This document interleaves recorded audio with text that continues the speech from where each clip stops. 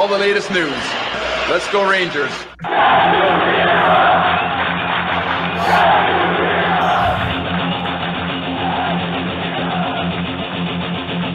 Blueshirt Underground, motherfucker!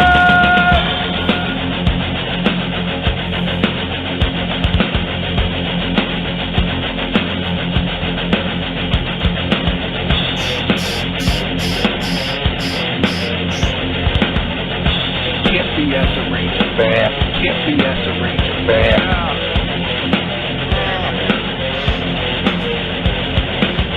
This is an unlawful gathering. This is an unlawful gathering. The truth is out there. The truth is out there. This is the underground. This is new media. This is the underground. This is new media.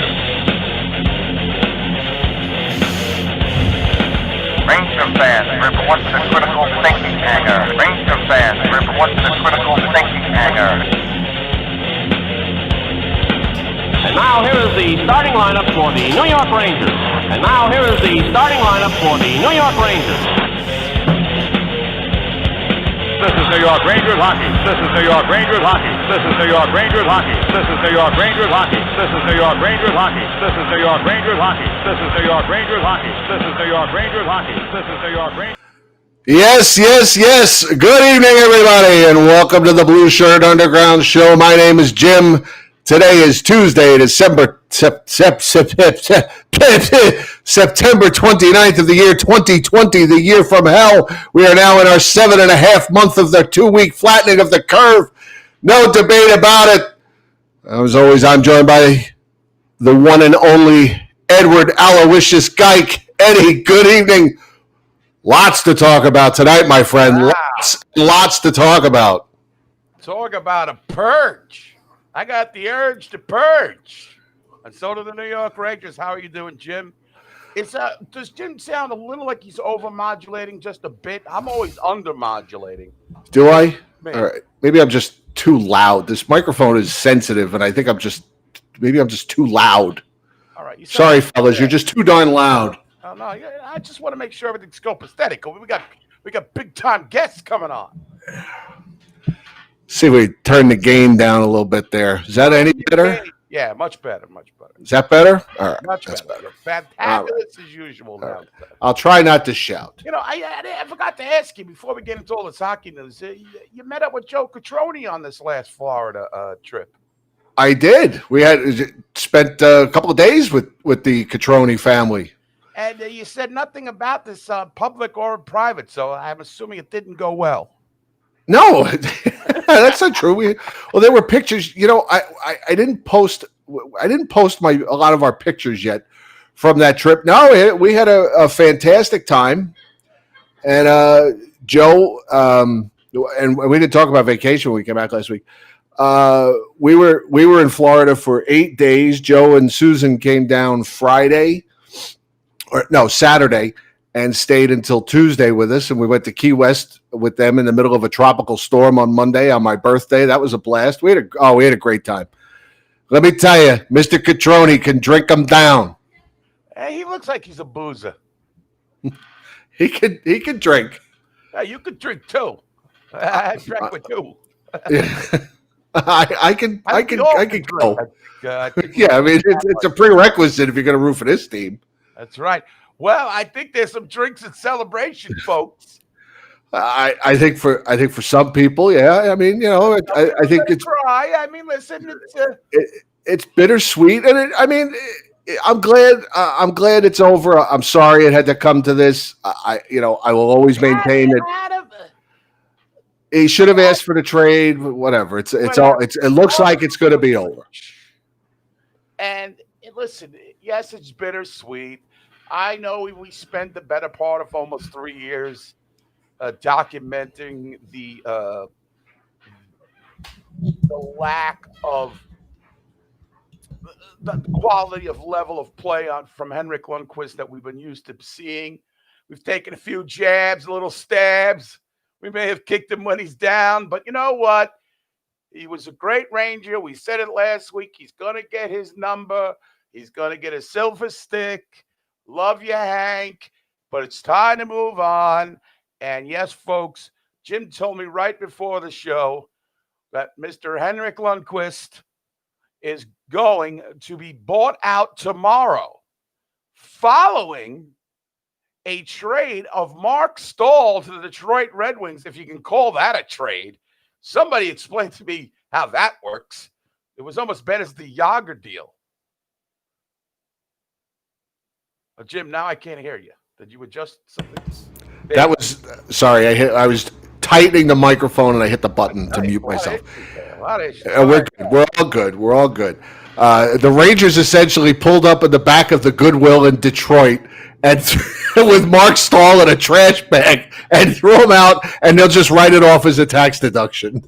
Now, I mean, I really don't know the insides and the outsides of this, to quote an Idiot Box song, of all this, the workings, the dealings. It looked like, first of all, Mark Staal had a no movement clause. Is that correct? Yes, but Detroit was not was one of the teams that I guess was okay. He would approve a trade to. Why would you approve a trade to the worst team in hockey? Well, maybe that was written several years ago. Right. And let's face it. The man has hit his head a few times. That's true.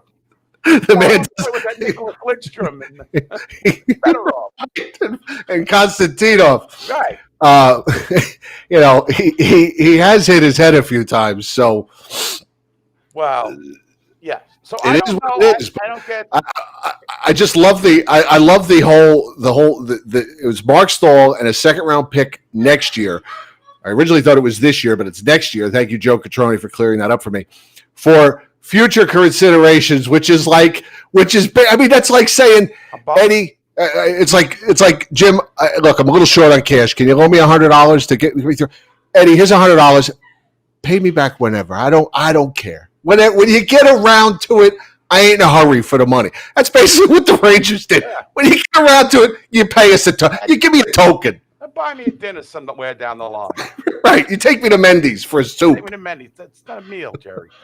But, I don't know what kind of voodoo Gorton did.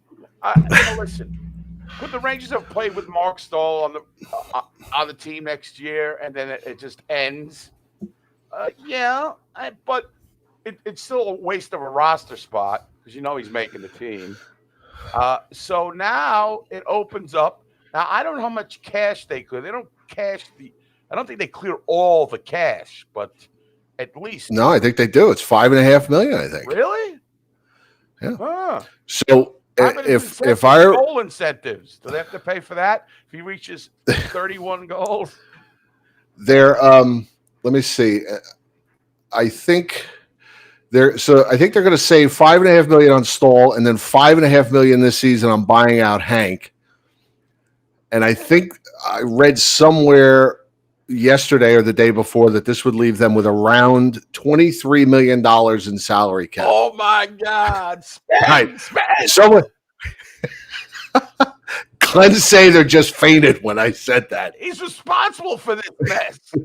They're still paying for his messes. So, that means they could, if they want to keep Tony DeAngelo, they could probably keep Tony DeAngelo. They can keep, everybody. Brendan Lemieux, Ryan Strome. Jesper Fast, possibly Ryan Strome. It's a lot of fishnagels. It's a lot of fishnagels. I mean, listen, I don't want to hear Gorton a genius just yet. I mean, we got a lot of eggs and we got them all, we got a lot of good things. But I don't want to see this turn into a franchise like Edmonton where we have all these prospects. They turn out to be, but he's certainly doing everything. Right. Like the anti-Sather. We don't want it to be, we don't want it to be about tomorrow forever. Eventually, we want it to be today. Exactly. Edmonton seems to have been waiting for tomorrow to get here for 10 years. I mean, hopefully they're the exception and the Rangers will do well with what they have. And again, Mark Staal There was a time when Mark Staal and Dan Girardi were almost considered a shutdown pairing in this league. They really were. I mean, they were one of the top shutdown pairs in the league. They went against Crosby. They went against Ovechkin. It seemed every year. Now, granted, it wasn't always a success, but the accolades for Girardi being a Warrior as a Ranger are there. I give it the same thing to Mark Staal, maybe a little bit less to an extent, because I think the biggest gripe about Mark Staal and his tenure as a Ranger is he was a big guy that didn't really use his body. And I think that's a stigma that happens to a lot of players that are tall and stature. And play for the Rangers. Yeah. Again, he was a whipping boy for a lot of people, including a lot of my close friends. To me, I never saw it. Every coach loved him.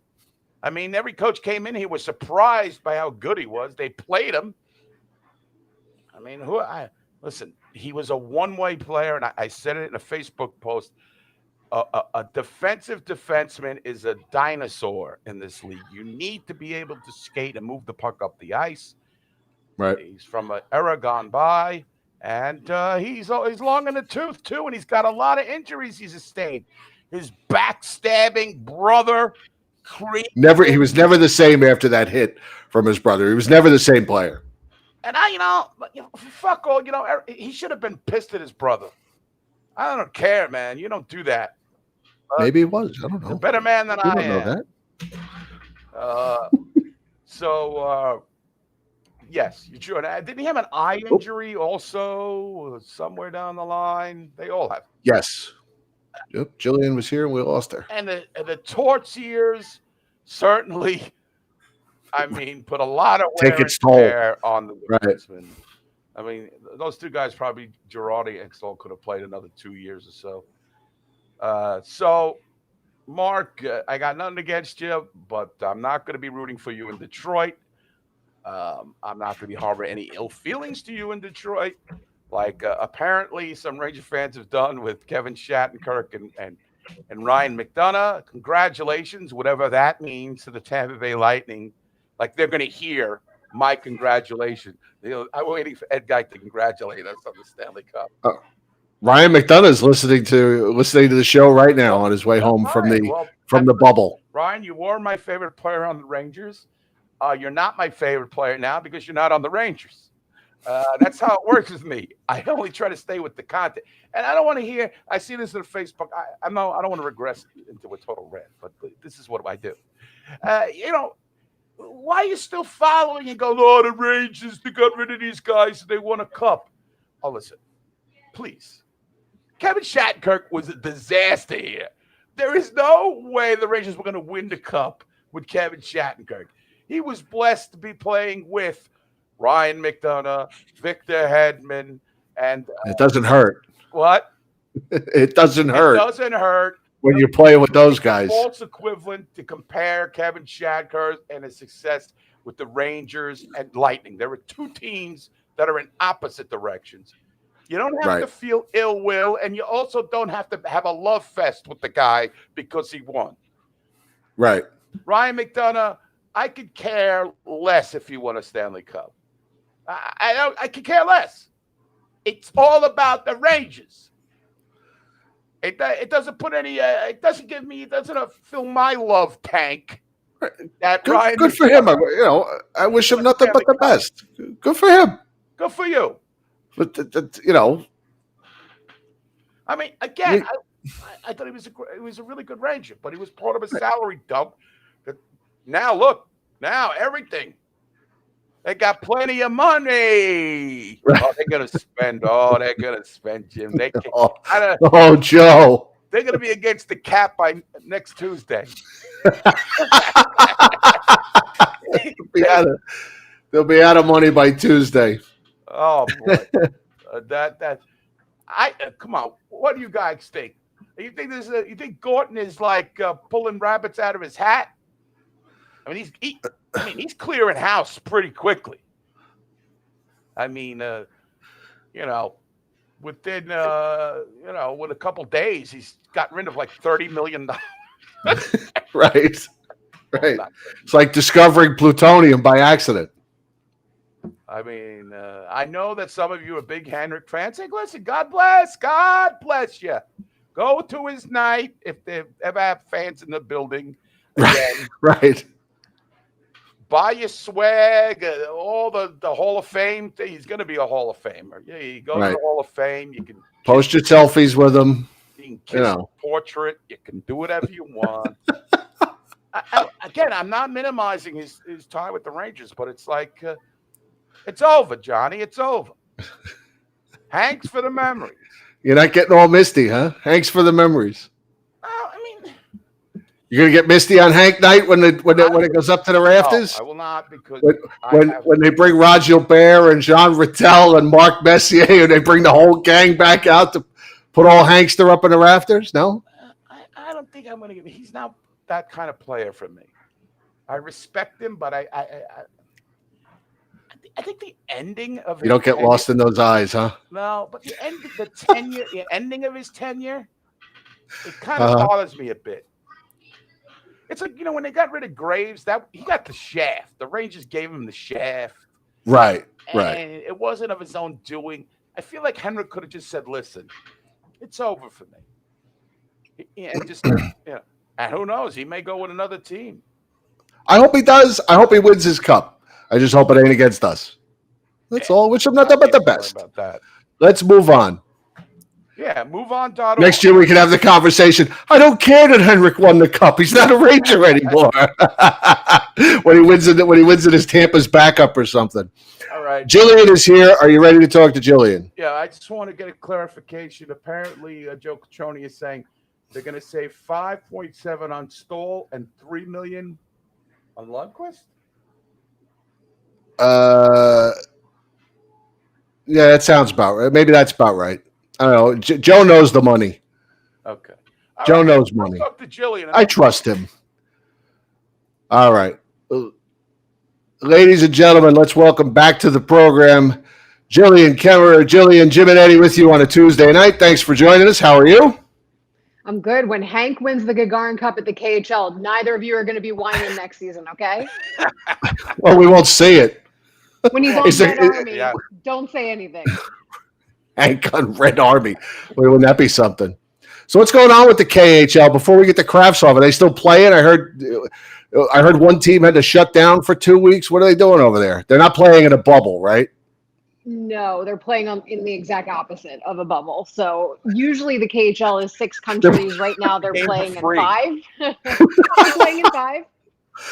So yeah, it's been, I would say a gong show is probably, this is probably the nicest use of gong show you've ever heard in professional hockey in terms of COVID-19 exposure. I talk to players all the time. I'm talking to tons of them who have it.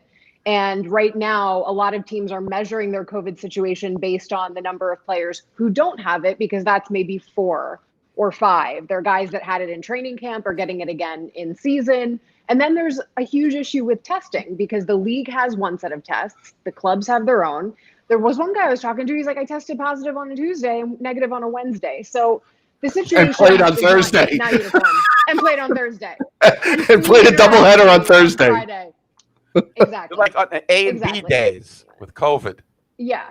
It's a mess. And you have teams that are like, okay, I can't put a team out on the ice, so I'm going to forfeit the game. The KHL's handing them a forfeit defeat.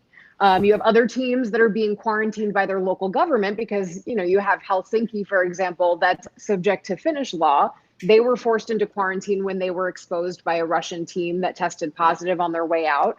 So you have all these different issues going into play. South St. Petersburg iced double-digit junior team members. I think the average age on the ice for the game was 21, because most of their starting lineup is gone. So it's been, I don't know if you can call it a disaster, because somehow they're still playing through it, but I would say by all intents and purposes, it's as bad as you might have imagined, knowing that we are going into an international season out of a bubble. Wow. Well, I think Gong Show is apropos. I mean, it sounds like it's a mess over there. Yeah, so to say the least. And they canceled their All-Star game in January already. They canceled it really? today. So Yeah. Wow. I wanted to ask you this. There seems to be a big influx of Russian goalies coming into the NHL. What do you attribute this to? Is there a certain style they're learning over there, or is it if they face a lot more difficult shots? I don't know, because it's a little bit more open of a league. What do you attribute that to? I would say this: the president of the Russian Hockey Federation is none other than Vladislav Tretiak. And aside from the fact that you may have heard of him, and aside from the fact that he himself is attending the national goaltending camps, he's working with these players in the same way that he worked with Hasek and Brodeur.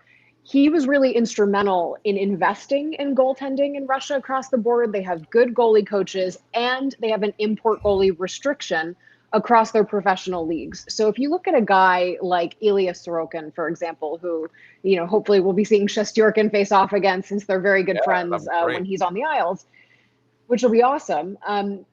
If you look at his track record, he has years upon years of professional starts under his belt, and he's in his early to mid 20s. He's also carried a franchise to a championship. He's attended an Olympic Games. He's done World Juniors. His professional record at his age is remarkable. And it's because these young Russians are being pushed to the forefront. You can't just import 2 goalies and call it a day.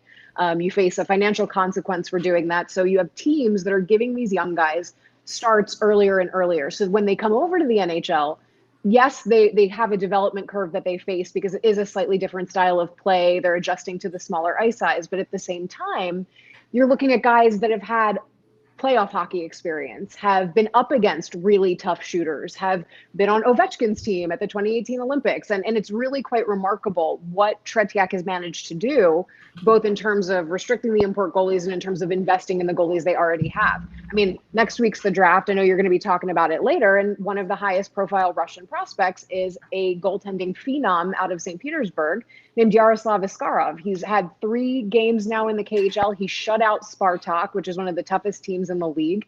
He's being asked to step up, not only because of COVID, but also because he's a damn good goalie. And it's really interesting to see how this investment's going to keep playing out. Yes. And I would imagine that they're very proud of Vasilevsky winning the Stanley Cup. And it makes sense that Tretiak was probably one of the all-time great goalies, is behind the whole thing. And it's one of the things I learned from you the last time you were on the show is that you had mentioned that in the KHL they play on different sized rinks, which a lot of people think, right. Well, it takes a long time for the goaltenders to adjust to the rinks, but they actually play on some NHL sized rinks over there.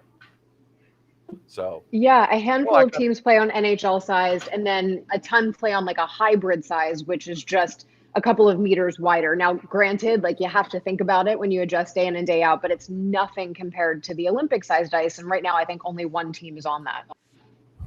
Now, just to stay on the Russian goalie tip, you saw Shesterkin in Russia. You got a chance to see him here over in America. What did you think his first year? What did you see any differences? Did you see? Certainly, he was impressive. Did you see any differences? What impressed me the most about him and about his debut at MSG, and I was at that game when he debuted. It was just sort of a magic layover that happened to be around the time that he was debuting. I wasn't expecting him to make the transition as confidently. Now, granted, that was a tough game, and he let in 2 goals early, but at the same time, pulls out the win. You could tell that the Rangers were playing fiercely in front of him, and there's been a lot made of whether or not the Rangers play differently in front of Shesterkin, and I'd be interested to hear what you think about that. But in general, I thought the pressure of MSG, I thought the adjustment AHL to NHL was going to be tough, if only because it's the greatest show in the world, right? You're debuting in New York. His parents were in town for it. And he looked to me very much like he looked throughout the regular season in St. Petersburg. Now, in terms of material differences in his game, I can't say that I've seen a ton, but I'm very eager to see him starting consistently and under a flurry of shots from the likes of a Tampa. Like I want to see how he faces off against some of the tougher snipers in the league. He has been up against some tough ones in the KHL, and he was on the same team as Kovalchuk, for example. When Kovalchuk came back over, he played for St. Petersburg, so he's faced some pretty tough guys even in practice. And a lot of the Russian goalies will tell me, the guys that I fear the most are the ones I face in practice. Sorokin would always say that about Kaprizov and Grigorenko, who were both on Red Army and now have come back over to the NHL. Grigorenko is coming back. Kaprizov will debut for Minnesota. So I'll be interested to see him. But in terms of material differences, his lateral movement was as spectacular as it was back when he was in St. Petersburg. He has just such a presence about him. I think it was Larry Brooks that compared him to Jacques Plante in like a showmanship quality. I see that in him still, and I think it's only going to get better as time goes on. Yeah, we definitely noticed that the Rangers played better in front of him. I mean, it was markedly different than when Henrik started or Georg did. One of the things I was impressed was his reaction time. Almost like standing straight up and like he's almost daring the guy to beat him, and then it's just like, he's up with the shoulder, he's up with the arm. He really has impressive reflexes, and his presence. He's got a presence in net. It's a calming presence. I really thought he had an impressive rookie year. I mean, it didn't end so well in the playoffs. I think a lot of people thought he was going to be like a savior for the Rangers in the play-in, rather. It didn't turn out that way, but I don't think there was any doubt we could see the talent in this guy. And certainly I thought the Rangers played better. Jim, what'd you think? Jim? Jim, I don't think Jim can hear us. Uh-oh. Jim? Well, it's the Ed and Gillian show right now. Oh, can't hear you, sir. All right. When he gets his, we'll see when he gets his he's having technical difficulties, ladies and gentlemen. Give us a shout when we can hear you. Shout. Say bravo, bravo, bravo for you people who watch The Real Housewives of New York. Anyway, so you have that with Shesterkin. What about this, the Islander goalie? What's his name again? I'm sorry. I do not keep track of the New York Islanders. I tried to blank them out. Can you hear me now? Yes, I can hear you now. All right. Sorry about that. What I was trying to say was that one of my AirPods died, and it was giving me a hard time, and so I had to switch to my other headphones. I apologize. So what's the name of the song? You two are doing a great job, though. Because a lot of my Islander fans are jazzed, and I'm like, is there really going to be room for him right away? Because their goaltenders played pretty well this year, and in that Barry Trotz system, I think anybody's going to excel at it, especially if, So get me up to speed with that, and then we'll give him a question we're going to ask. So Ilya Sorokin, in terms of his statistics, he's neck and neck with Shesterkin. He pulled Red Army through a Gagarin Cup championship that they were so long overdue to win that the pressure was sky high. And if you talk to anyone, and for example, Alexei Yashin was in Moscow for the entirety, I spoke with him afterward, anyone will tell you that Sorokin stood on his head to help deliver that Gagarin Cup championship. So extremely battle-tested, very different goaltender stylistically from Shesterkin, more aggressive. He's phenomenally acrobatic. I wouldn't say that he misreads plays, but if he ever overcommits, his acrobaticism gets him out of it. He's incredibly flexible, fun to watch, great kid as well, as is Shesterkin. I got to know Sorokin a little bit better. I spent some time with him at All-Star Week in January, just very committed to community service, has a great personality, and speaks probably the best English of any prospect I've ever interviewed, which is a big deal. And it's something that's very obvious he's committed to over time. And the Islanders were actually, I was at a watch party that they had in New York, and they were saying that the news from the bubble was that he's still taking English lessons, or was still taking English lessons in the bubble, and was really making an effort to get to know the other players and to be involved, which is awesome to see, because sometimes with the Russian goalies especially, there's a tendency to isolate, right? It's already the loneliest position in hockey, and then on top of it, you have the language barrier, whatever else. But Sorokin, I can see him being a great team player. Is there space for him? I don't know. It would be a shame to waste this time, because especially if he's not going to wind up in the AHL, let's say they bring him straight into the Isles locker room, you're going to want to get shots on him. This is a kid who hasn't played professional competitive hockey in a very long time, especially once we think about, KHL season being suspended all the way up through whatever the start of the next NHL season is going to be. So I hope they get him out there early. Great foil to Varlamov. I mean, the Islanders are in a great goaltending position, a great position with Trotz as well, but it would be a lot of fun to see him up against Shesterkin, head to head in New York. They always dreamt that they would come to be this way. They always hoped that they would come over together. They were on opposite ends of a rivalry in the KHL as well. They were in Moscow and St. Petersburg, and that was really fun to watch. And they were, statistically right there behind one another. So it'll be really interesting to see. And I hope that they give him an opportunity early. But like you said, they have no incentive to necessarily. Right. And please excuse my Russian ignorance towards the players and the names and everything. I'm so busy covering the NHL and New York Rangers. It's hard to cover all bases. That's why we got you. And like I said, I remember these things. These things sink into my head about, the KHL and Russian hockey. I can't hear you guys now. Oh, can you no, hear it's me? I'm the one who's on mute. Oh, okay. You can't hear us? Wow. You muted Gillian? No, I didn't do anything. Huh. All right. So you can't hear us. Still can't hear us. No hearing, huh? Now her signal's kind of breaking up. Can't hear us, Gillian? Nothing? Her face? She was breaking up there for a minute, so I don't know.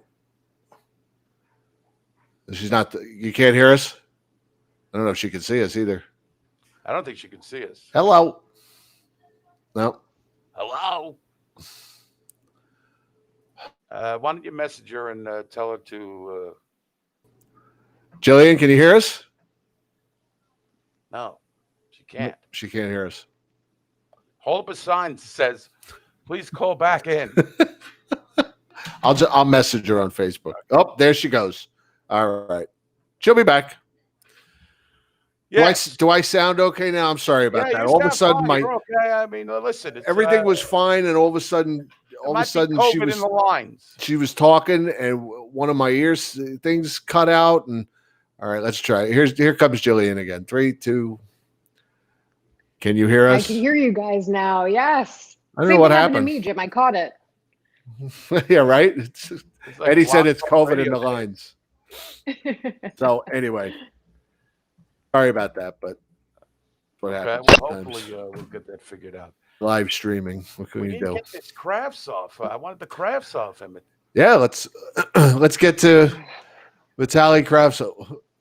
It's a heavy sigh. Is there a lot going on with him? All I keep seeing is that he's scoring a lot of goals over there. Right. I don't think I've ever talked about anyone as much as I've talked about him. Like some team that was playing in the salt mines had his rights or something, so he wasn't going back, and now he's back. But the Rangers could call him back anytime they want.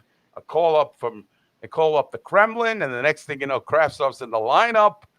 I really confused and confuzzled about this whole situation. So it's going to be. I think okay. I see Gillian's I think window go back is still to. up, but all right, hang on, Gillian, because I don't think Eddie can hear you. Gillian, I can't hear her at all. Can you see her? No. I can hear you, and I can see you. All right, both. you conduct the interview. Oh my God. Oh man. Don't worry about it. Go Good thing we I knew we were talking about Kravtsov. Jim. Yes, Gillian was saying how she's never talked about a player as much as she's talked about Kravtsov, and then she did hear you mention the salt mines and coming back and forth, the call to the Kremlin, all of that. So, okay, Gillian. So give us what's the latest on Kravtsov? Well, we just wrote the most extended fan fiction about what happened to Vitaly Kravtsov. Like if his hockey career doesn't work out, we could publish this book later. But right, we do that here on the show. We create backstories for these guys. I love it, and with the Russians, you can always come with a really good one. Right. It's interesting. So if you compare the tractor that Vitaly Kravtsov played on last season to the tractor he's playing on now, they're vastly different in terms of coaching, in terms of the players on the team. They made some really smart acquisitions in postseason. They brought back the head coach that was the head coach in Vitaly's Rookie of the Year season, Anvar Gatiatulin. So the team looks more like his Rookie of the Year season than it does last season, which is a good thing because Tractor has been languishing in the bottom of the Eastern Conference and having a hard time. And unfortunately, when he was brought over from Hartford, it was expected that he was going to be the savior, but they handed him the keys to a car that was a lemon. Like that team wasn't going anywhere last season. And, coupled with the fact he was having a crisis of confidence in and of itself, tough times. So he goes back over now, and he goes back over in the context of this head coach that really believed in him, gave him serious playing minutes. He's back behind the bench. They acquired guys like Lawrence Pilot in the postseason, Nick Balin, who's his longtime mentor, still there. And Gatiatulin immediately gives him top line minutes. And it shows you something about how this coach believes in him, because for a youngster in the KHL, especially one with North American ambitions, sometimes you see them punished in time on ice. And in this case, absolutely the opposite is true. He was put on the top line and asked to deliver. And Vitaly Kravtsov, in my experience, rises to expectations. And the expectations were set high, and he rose to them. He's surrounded by talent. He has a coach that believes that he's capable, gave him responsibility in the postseason, even in his rookie season. And he's putting up numbers. But I think there's a bigger story, which is I've been talking to the players in his locker room, and I've been saying, what do you see in him? What's the difference? And the first thing that every single one of them said unanimously was work ethic. There has been a 180 in Vitaly Kravtsov's work ethic since coming back from Hartford. It's this acknowledgement that it's a make or break season. He's not taking the heat for it psychologically, in a sense. Like, he's not putting undue or negative pressure on himself. But the guys say that he comes into the gym, he does the Tractor workout, then he pulls up his phone, gets the Rangers workout out, and does the Rangers workout on top of it. He's just dialed in. He's putting in the time. He's doing what they're asking him to do. And beyond that, he's playing a much more physical and aggressive game, clearly things that he's taken with him from Hartford back to Russia. So Vitaly Kravtsov has been making some pretty steady changes in his game that have resulted in point production, but you can also see that they're continuing to rely on him on the top line, and Tractor has a lot of talent. They don't necessarily have to have him up there. So I guess my question is, what changed? Or what did somebody light the proverbial fire under his ass, or did it just click for him one morning?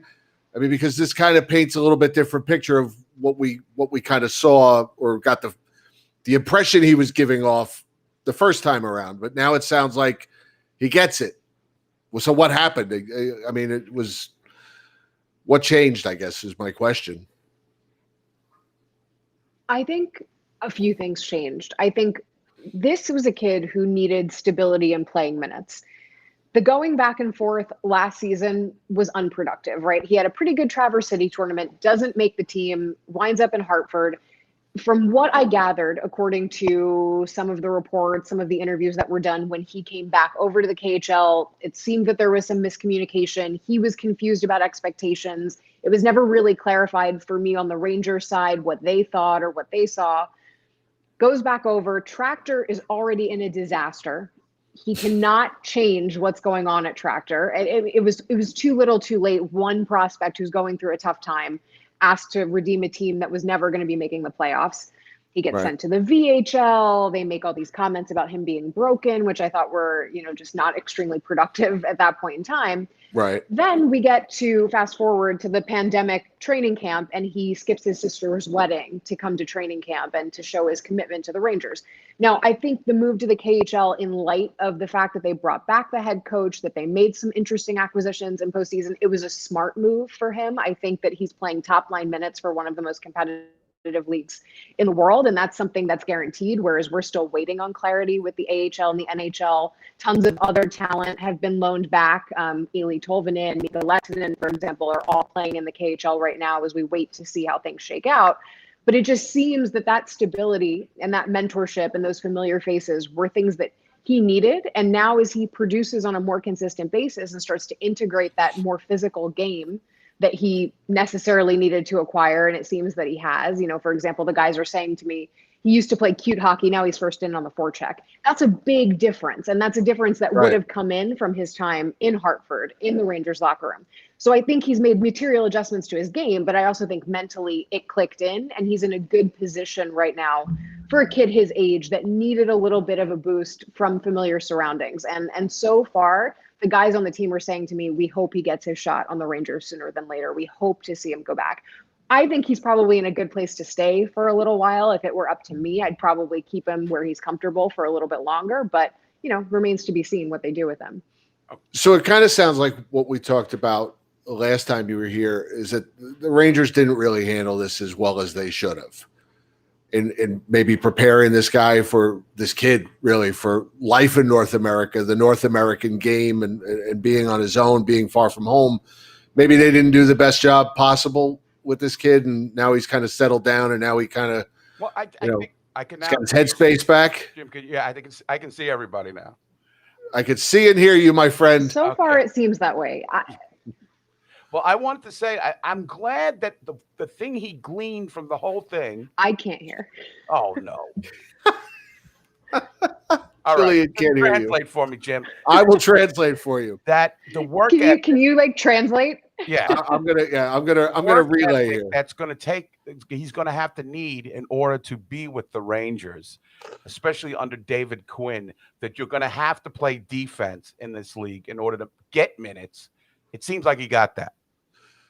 So what Eddie's saying is that it sounds like that he understands now that in order to play in the NHL and to play for David Quinn, he's got to be able to do the hard work along the boards, playing defense and the other things that are necessary for to play in the NHL.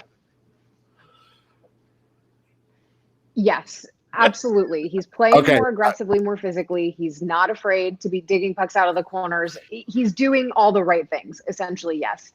All right, Eddie, I have this from a ham radio operator in Honolulu. Gillian says yes. Okay, thank you.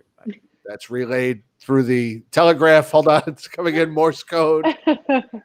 Send a raven. All right. So now also, Gillian, you were telling me that former Ranger Alexei Kovalev is in quarantine. Is it right? Didn't you tell me that yesterday? Just out. Today he was just out. Just out. He's literally just out today. Kunlun Red Star has yet to win a game all season. They were handed one victory as the result of a forfeit defeat. Kovalev, who's now their head coach, has been in quarantine for 2 weeks. And it unfortunately for Kunlun, given that they are the Chinese club, they're playing in exile in Russia, they did not have the ability to bring over their imports as quickly as other teams. So they were actually playing with an almost entirely Russian tryout squad for preseason, for the start of the season. Their imports are now slowly arriving. 2 more, were on the lineup today. We're seeing the Chinese heritage North Americans coming back over. We're seeing the Europeans come over. So the team that Kovalev has now and that will play out for the rest of the season looks vastly different than the team that's been playing. They were hit terribly with COVID. The Russian players and staff were hit. Kovalev was sent into quarantine. So it's going to be interesting to see what happens now that he's back and his imports are there. It's a shame that his head coaching gig began this way. He knows this team and he knows the imports very, very well.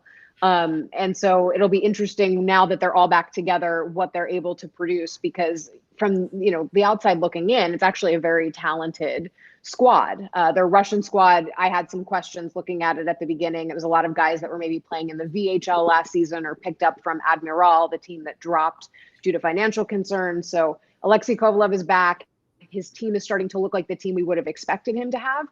So I'll be very intrigued to see, let's say, a week from now when things are more sorted and they're more settled, what this team begins to do. But they are winless except for a forfeit defeat.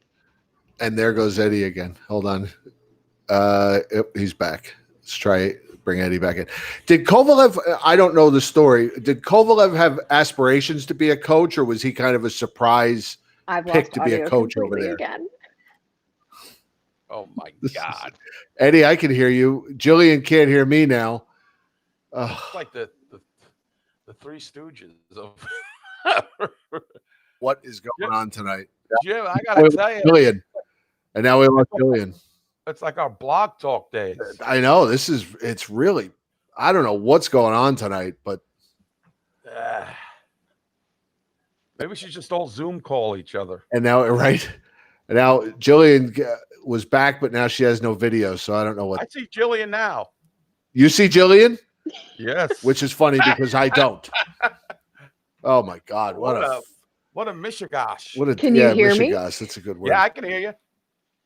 But Okay, Jim well, that's can't. good. Oh, I can see Oh my her. God. Hear her. Can you hear us? Gillian, can you hear us? Now Can you hear I me? can't hear Jim. She can't hear I can hear you, yes. Yes, You can but hear she me. can't No, she But can I can't hear me. Jim, but I can see him. Okay, but you can hear Eddie. This is ridiculous.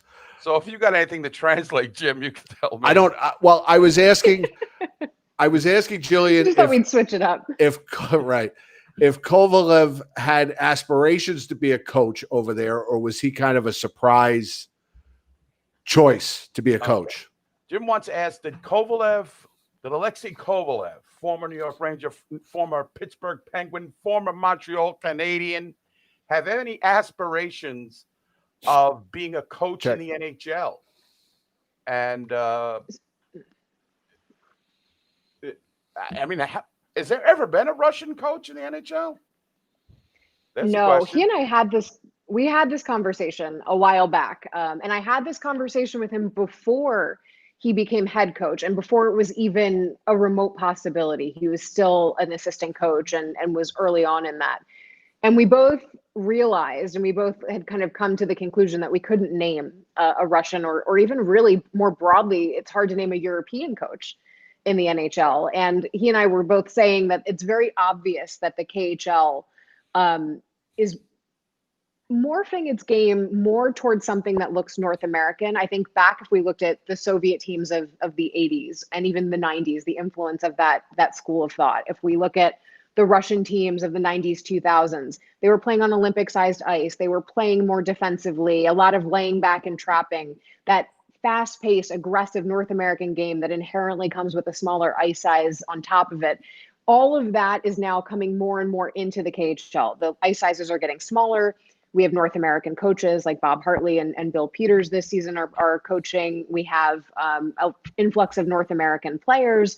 And as that flow goes back and forth, the necessity for European voices on benches, I think, will become more important. Right now, there aren't that many Russians represented in the NHL. It's down quite a bit from its, let's say, heyday in the 90s, 2000. But I would expect that number to go up. I was already impressed with the number of players we saw coming over from the KHL once their contracts expired in May. So I could see him as a good bridge. Now, right now, he's really untested. And in a sense, we haven't really gotten to see what he's made of as a head coach because he's not even had the roster he was supposed to have. Once we get to the end of this season, we see how he does. We see what happens, let's say, with 2022 is that Kunlun Red Star team gets ready to field the Chinese Olympic team. That's really the end goal aspiration of this club. Will Kovalev be on the bench? Will he be a part of that Olympic program? That'll be really interesting to watch play out. But as he gets some experience as a head coach, I would be very curious because he speaks fluent English. Obviously, he has a very North American mindset when it comes to the game. He's coaching majority North Americans now that squad is intact. So I would be intrigued to see it. I think that he probably, for him, the sky's the limit. He was not expecting to be a head coach this soon. It was really somewhat out of necessity and issues around the Kunlun Red Star organization that he rose up. But if that trajectory continues, I mean, he could come over to North America sooner than later. What Gillian said was that I heard every word. Oh, you did? You heard? Yes. Oh, I can hear her just fine. Apparently, she can't hear me. Oh, okay. Well, he heard the whole thing. So it's an interesting answer. I can't hear him, but I'm glad he can hear me. I can hear her. All right. Well, that's a good. I always loved Kovalev. He was one of my favorite Rangers. Absolutely. I will hazard to say in 1994, if he doesn't play as well as he does, the Rangers don't win the Stanley Cup. He was an integral part of that team. It's hard to think of him as a young, kind of like free-spirited guy. He had his little troll doll, and he's like, "No more 1994." I'll never forget. No more 1940. It's my little man, my little troll. Yeah, and he's still kind of like that. Yeah, he's still kind of goofy. That's good. Keep that youthful exuberance. Absolutely. I like that. Yeah. Eddie, I don't have anything Actually, else. interesting thing about go ahead. Kovalev is that his older son Nikita is now playing for an MHL team, a junior pro team in Russia at Atlanta Matishi. Matishi is the city where Kunlun Red Star is currently playing because they can't go back to Beijing this season. So both father and son are united in Matishi right now, and we have a Kovalev running around the halls of professional Russian hockey. So it'll be fun to see how he does too. It could be a reality show like the Kovalev clan. The Terry Keeping Bradshaw up had. with the Kovalevs. Keeping up with the Kovalev. Keeping up with the. I like that. That's a good idea. You're all going I'm to sign. tuned in. Yeah. All of you are going to sign a non-disclosure agreement with the rest of everybody here because we want production rights on that. Absolutely. I think I'm done with Kravtsov. I mean, I think he gave us the lowdown on him. I like the fact that his fellow teammates see the difference in him. The thing I had told Jim, because the only way you're going to get minutes under David Quinn if he's around, or really any NHL coach, they press this. You got to play defense. You got to play defense. I thought we saw Elias Anderson kind of get caught up in that as well. He thought he was going to get playing minutes. It didn't happen. He got put on the fourth line, and whatever happened, it didn't seem like it was copacetic to him. That it was clear that in order to play in this league, these coaches are going to ask you to back check. They got to be defensively responsible. You're not just going to be thrown on the first line because you're raw talent. That doesn't happen unless you're on like a real, bad team and they have nothing to lose. So I'm glad that he's gotten that, and I like it. He's putting in the work. And I do believe the Rangers completely, they just didn't do their due diligence with the guy. And I believe that with any European or Russian players, they have enough resources in their organization to get some kind of structure or a special section of their franchise dedicated to these guys. You really, Yes. Or maybe you don't have Pavel Buchnevich driving Sheshyurkin all over the place and getting in an accident. Or, what's that bonehead? What are they doing? They had never heard of Uber? That should have been class one. Do you want to hear something crazy? I've got something crazy for you. I was interviewing Scotty Bowman. That happened during the NHL trade deadline. Scotty Bowman. I was interviewing Scotty Bowman. I was sitting on his couch in Sarasota, Florida. Wow. When that headline popped up, and he turned to me and he goes, Russians and car accidents. And it really hit me because you remember what happened to his Detroit team in 1997. The Vladimir Konstantinov tragedy, the disaster. So I just looked at him and I said, yeah, you're right. I mean, Harlamov died in a car accident. Slava Fetisov has been in multiple car accidents, fatal car accidents, one fatal car accident, and then the very severe one with Konstantinov. I mean, it's true. It's terrifying. So yeah, could they please take an Uber? Please, for the love of God, for the love of Rangers country, take an Uber. Right. Yeah, well, they have Uber, but they have Yandex Taxi. Yandex Taxi is the Russian Uber. All right. Well, if I see any of those guys, I'm going to yell Yandex Taxis to them because it's just it's ridiculous. Yandex, yes, they will look at you like you're crazy. Yes, I know. Jillian, can you hear me now? You cannot. All right, Eddie, check. I sent you a Facebook message if you want to check that real quick. I got to check my messages now. Well, just because I didn't want to be talking over you guys to try and tell you what I was trying to tell you. So I'm like trying to read lips, but I'm like realizing that I haven't. It's nothing important. All right, let me see. Hold on 1 second, Gillian. I got to read my messages here. Ask Jillian about Igor Rykov. Okay. Yes. He wanted me to apologize for all the BS we're going through tonight. And maybe you can come back next month and when we have all these technical difficulties hopefully cleared up. That's what he wanted me to relay. Just a bad night. It's usually not like this. Anytime. Okay. And Igor Rykov. People want to know, Gillian, what's the deal? Jillian. No. Gillian, you call it? I don't know. I haven't had an Gillian. Gillian, I'm sorry. but it's okay. It's okay as long as it's not Gilligan, which I got in school. Then it's fine. Gillian, I'll take. Just think Aunt Gillian, So Eddie. Igor There's a nice Rykov. old reference for you. Interesting thing there. So he's been in and out of the lineup. I'm not 100% certain why he missed a game in recent memory, but had a nice start to the season, put in a couple of assists. He's on a team. Red Army is consistently competitive. He's under Igor Nikitin, who's one of the most defense-minded coaches in the KHL, really traditional Russian coach in that sense, but fabulously talented, led Red Army to a Gagarin Cup victory. They're in rebuild mode. So he has an opportunity to step up. And I think in defense especially, they lost Romanov. They had a big question about Nikita Nesterov. So I think that he has an opportunity here to potentially produce, to be ingrained under this very, very strong Russian coach. They are going to be competitive. They are likely to have a long Gagarin Cup playoff run if he stays through to the postseason. So I think he's in a good spot for where he is. I would like a more unbroken look at him, and then I can tell you how I think he's doing. But he started off pretty strong. So I'm looking forward to seeing more of him. And Red Army had a game canceled recently. They're about to enter into a really nice run of competitive, tough matches. So hopefully we'll be seeing lots of him, and hopefully he'll be throwing some assists in there because it would be nice to see him continue to build on what he already started at the beginning of the season. Yeah, it's hard for me to project where he's going to fit with the Rangers because they have such a plethora of defensive talent as far as the youth goes. Yes. But it's a nice problem to have right now. Yeah, it's not a bad problem to have. Right. So I'm very interested to see how he pans out. All right, Gillian, we must bid he's in a good spot to develop. What? I was going to say, yes, we must bid you an adieu, Gillian.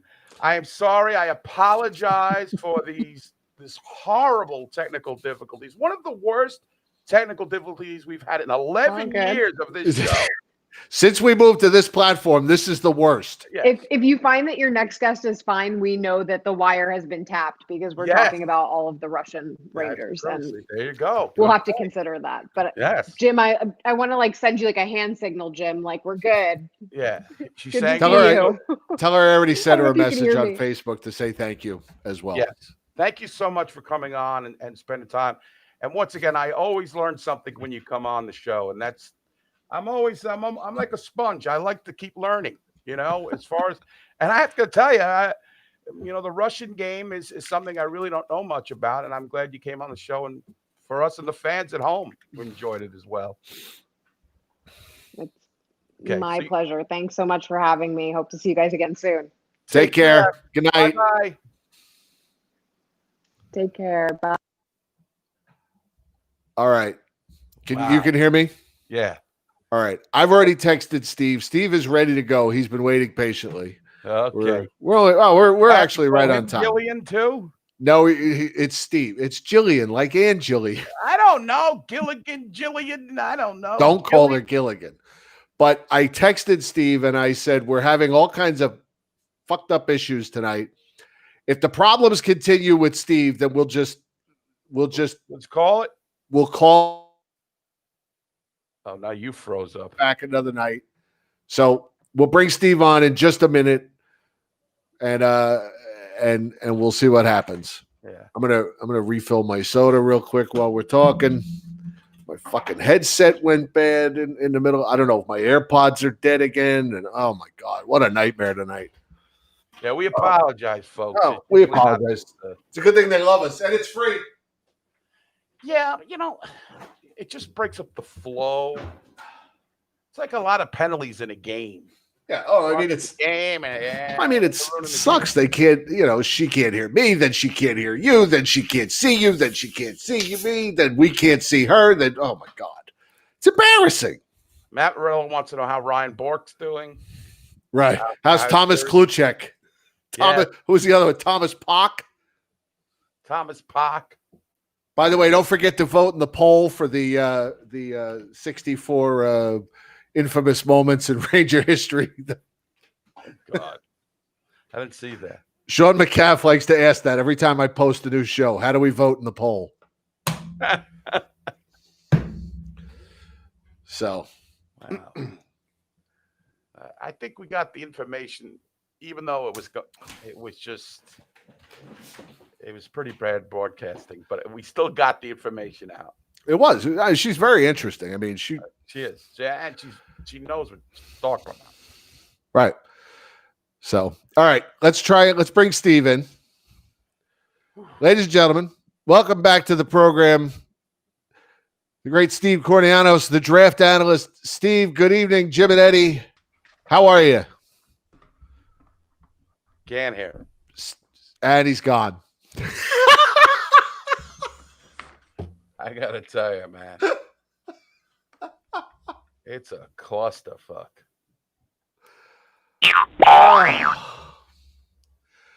Oh, what a night. All right. We will give Steve one more chance to see if he can. I don't know what happened. He was on there and then he just cut out.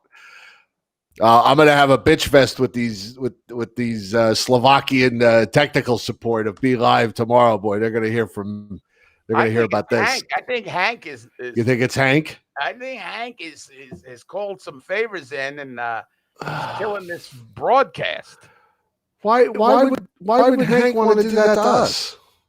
Wait a minute. This is the broadcast that gave them this. Baba, shampoo-y, baba, shampoo-y, baba. All right. Steve is back. Wait. Now you're double. Now you're. What now? Echoing. Hold on. Now I'm not, right? Right. Okay.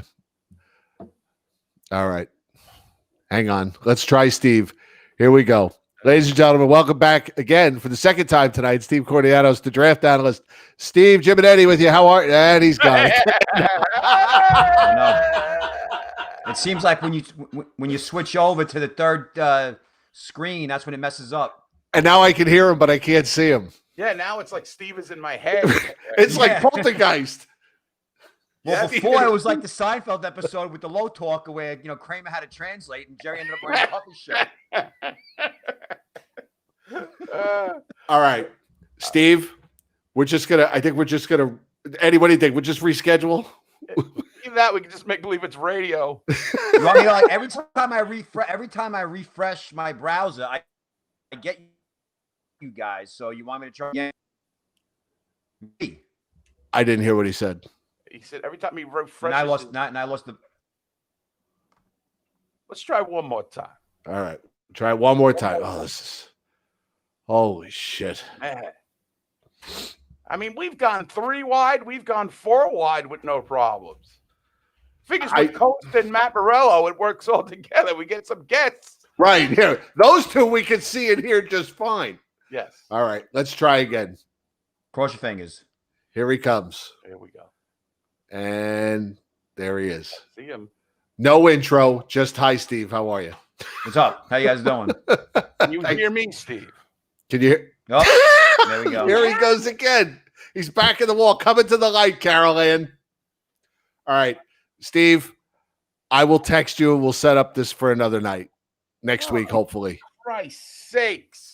We could do audio if you want. I don't mind. I mean, if that works out, but well, no, because I kind of wanted to share the screen and show your website and your draft report and fuck that. I want to ask him some questions. Well, why don't we just get? Well, we could have. We got a. What do we got? Another couple of days before the draft. All right. Go ahead. Ask your questions.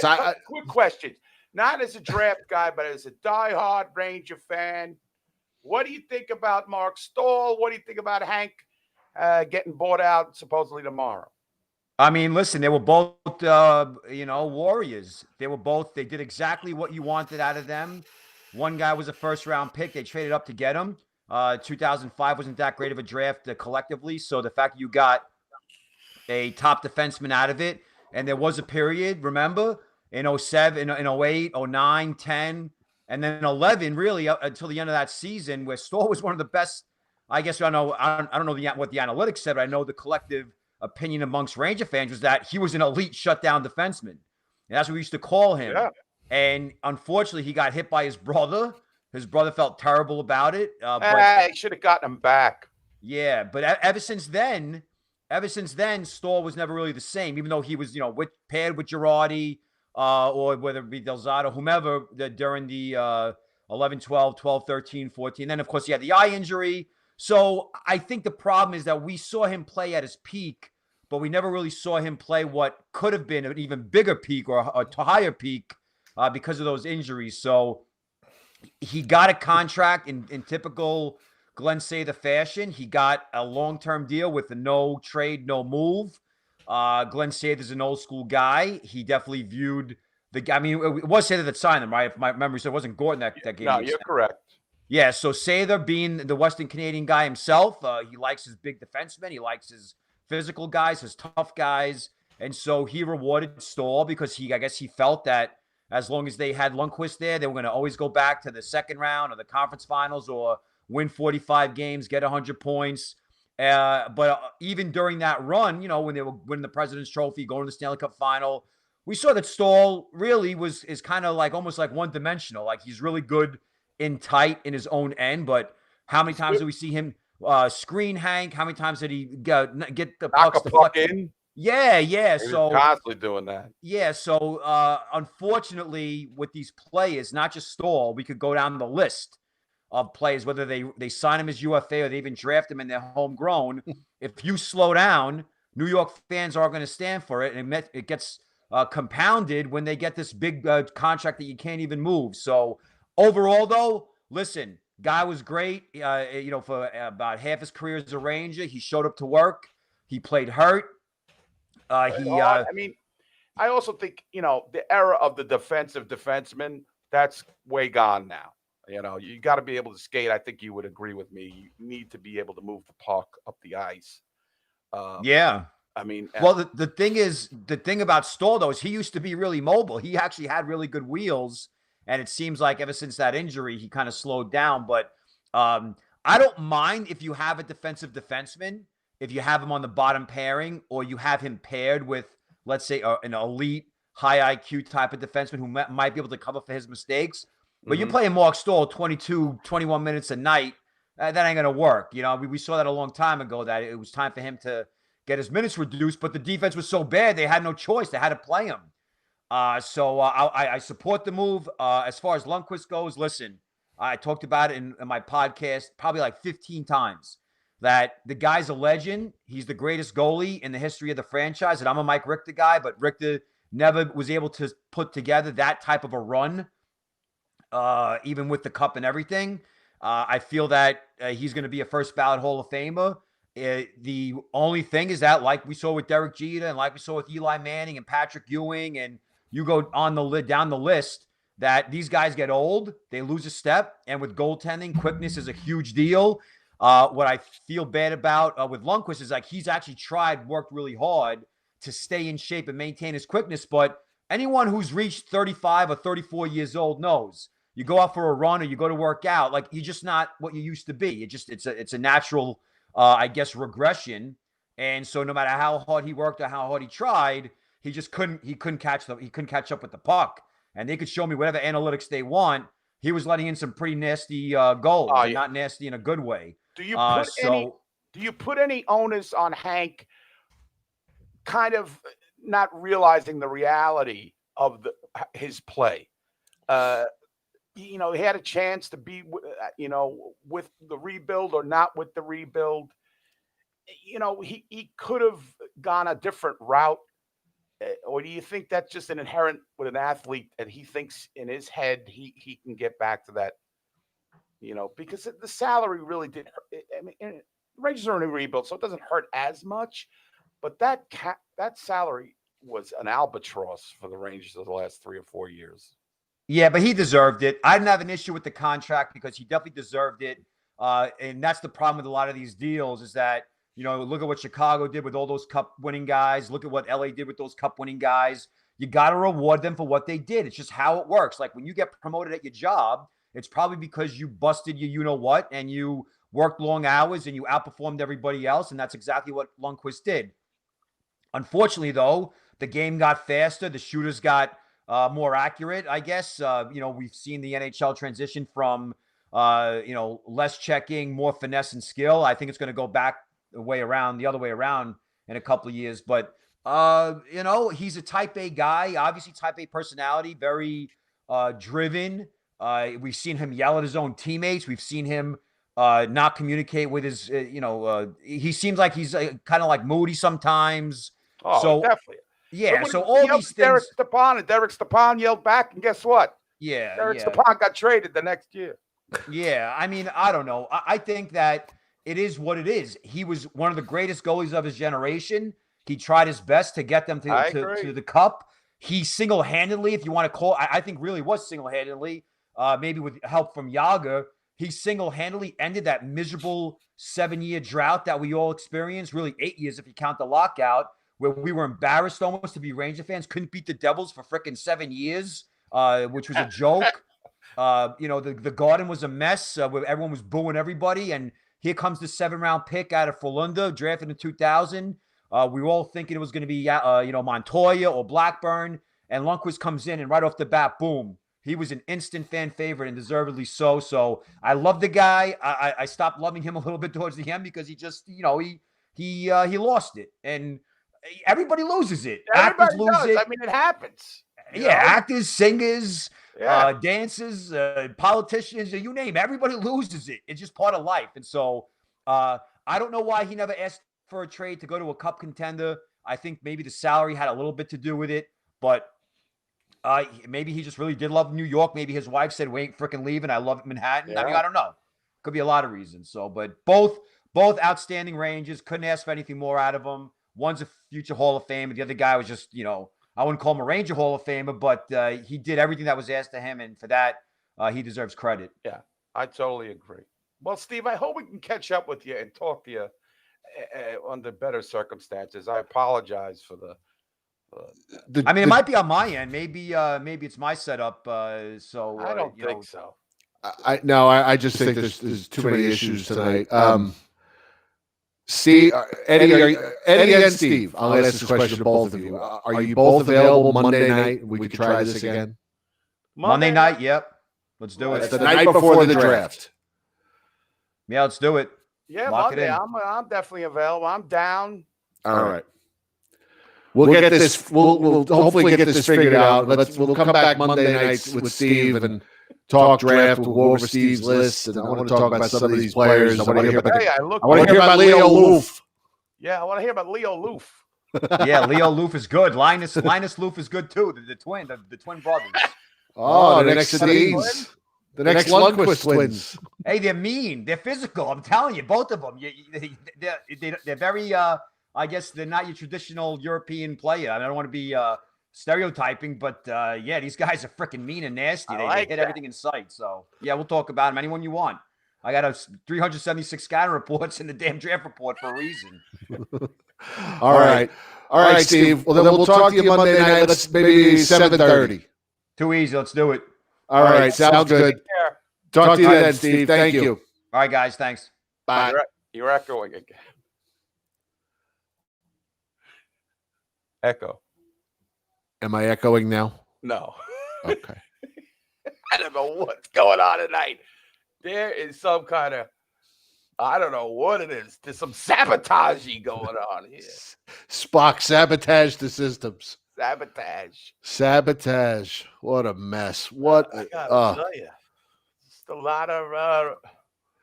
This is like Blog Talk Year 3 type stuff. Yeah, this was a catastrophe. We're going back.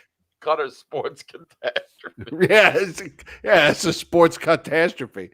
It just sucks, right. I mean, we've Gillian on. She's out. She's got 100,000 followers. She's tweeting the show out. Steve's tweeting the show out. We look like two guys doing a podcast from our house. Oh, wait a minute, that's us. All right. Well, don't worry. We'll get it together next show. We will succeed where we failed this week. Right. All right. I'll see you Monday night. All right. We'll be back Monday night.